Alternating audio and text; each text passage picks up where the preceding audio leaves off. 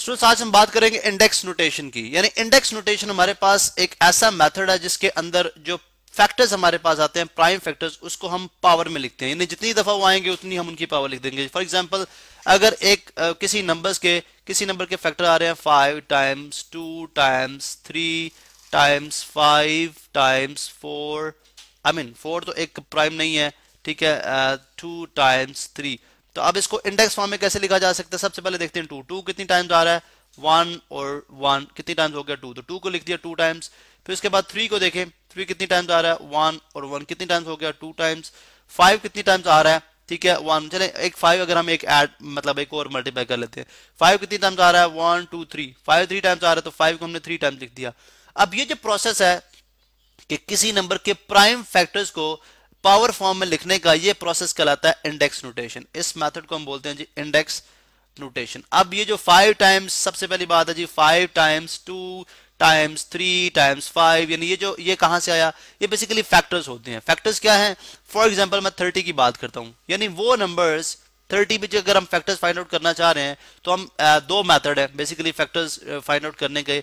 एक मेथड हमारे पास factor tree method है, ठीक है, एक यानी एक ट्री की फॉर्म में बनाते हैं उसको। मेथड 2 क्या है जी कि हम डिवाइड करते जाते हैं स्मॉलेस्ट प्राइम फैक्टर को और कंटिन्यू करते हैं डिवीजन को। हम देखते हैं दोनों फैक्टर्स जो है वो किस तरह से जो है हम इस्तेमाल करते हैं। 30 के अगर फैक्टर बनाते हैं तो 2 टाइम्स 30, ये हमारे पास क्या है, आई मीन 2 टाइम्स 15 हमारे पास क्या हो जाएगा, इसके फैक्टर्स हैं। आप फैक्टर क्यों है? बिकॉज 30 डिवाइडेड बाय 2 करें तो रिमाइंडर 0 आएगा, 30 डिवाइडेड बाय 15 करें तो रिमाइंडर 0 आएगा। तो जिस नंबर से डिवाइड किया जाता है वो नंबर फिर क्या बन जाते हैं, उस गिवन नंबर के फैक्टर्स। तो 30 के 2 भी फैक्टर है, 15 भी फैक्टर है, ठीक है। अब अगर आप देखें तो 2 जो है वो एक प्राइम फैक्टर है। प्राइम क्या है कि 2 के अपने फैक्टर्स कितने हैं? सिर्फ 2, एक 1 है और एक ये अपने आप का खुद फैक्टर है। 15 के फैक्टर्स मोर देन 1 है, यानी 1 भी है, 3 भी है, 5 भी है और 15 खुद भी है। तो इसका मतलब है कि ये P फॉर प्राइम फैक्टर है और ये C फॉर कंपोजिट फैक्टर है, ठीक है। ये क्या है? कंपोजिट फैक्टर है। अब इस कंपोजिट फैक्टर को हम मजीद प्राइम की तरफ लेके जाएंगे। कैसे? आप देखें, इसको 3 टाइम्स 5 कर दे, 3 टाइम्स 5 कर दें, बिकॉज 3 टाइम्स 5 15 होता है, ठीक है। तो आप देख सकते हैं कि 3 और 5 में आ गया। अब 3 जो है ये भी एक प्राइम फैक्टर है और 5 जो है ये भी एक प्राइम फैक्टर है, ठीक है। 5 जो है वो भी एक प्राइम फैक्टर है। अब इसमें अगर आप देखें तो 30 के फैक्टर्स अगर मैं लिखना चाह रहा हूं, यहाँ पे 30 इक्वल टू आ जाएगा 2 टाइम्स 3 टाइम्स 5। अब इसमें देखें 2 भी 1 टाइम आ रहा है, 3 भी 1 टाइम आ रहा है, 5 भी 1 टाइम आ रहा है। मीन के इसके हम फैक्टर्स को रिपीट नहीं, आई मीन ये 1 टाइम आ रहे हैं, यही इसकी इंडेक्स नोटेशन फॉर्म भी है।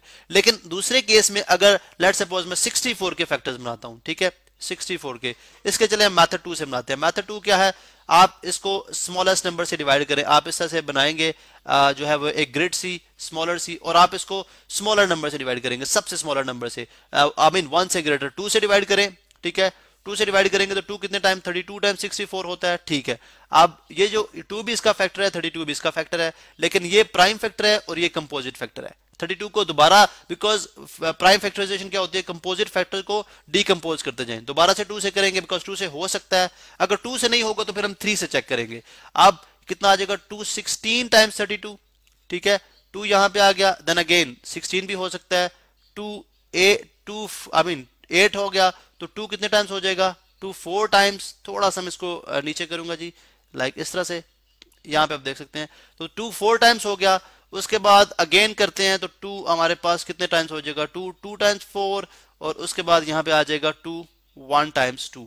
अब ये जो है ये हमारे पास कहलाते हैं फैक्टर्स, ये हमारे पास कहलाते हैं फैक्टर्स, प्राइम फैक्टर्स ऑफ 64। अब 64 के प्राइम फैक्टर्स लिखते हैं जरा जी। यहाँ पे हम लिखेंगे P फॉर प्राइम, चलें प्राइम कंप्लीट लिख लेते हैं, prime factors, prime factors, prime factors of 64। अब इसके प्राइम फैक्टर्स कौन कौन से हैं? जितनी दफा 2 आ रहा है, 2 टाइम्स 2 टाइम्स 2, इसी तरह आप देख सकते हैं जी 2 टाइम्स 2 टाइम्स 2, और हमारे पास आ गया फिर 3 और 3 और डालेंगे, ठीक है, टाइम्स 2 टाइम्स 2 टाइम्स 2। तो अगर हम इसको इंडेक्स नोटेशन में लिखना चाह रहे हैं, क्योंकि इसमें फैक्टर एक ही फैक्टर है जो बार बार जो है रिपीट हो रहा है, वो 6 टाइम आ रहा है, तो आ जाएगा 2 की पावर 6। तो इसका मतलब है this is called index notation form, this is called index notation, index notation, index notation, ठीक है।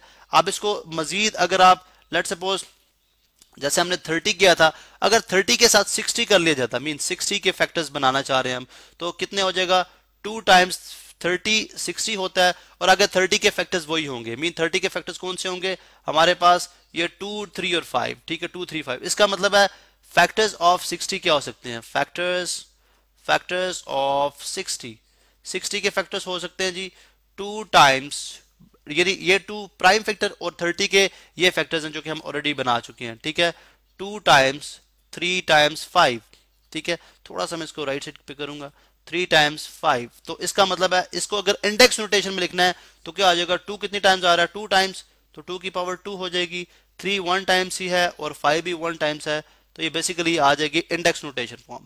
तो जब प्राइम फैक्टर्स जो कि रिपीट होते हैं उनको आप उतनी टाइम्स पावर में लिख दें, ठीक है यानी उतनी टाइम्स उनकी पावर बना दें, तो वो जो प्रोसेस है प्राइम फैक्टर्स को लिखने का वो कहलाता है जी इंडेक्स नोटेशन।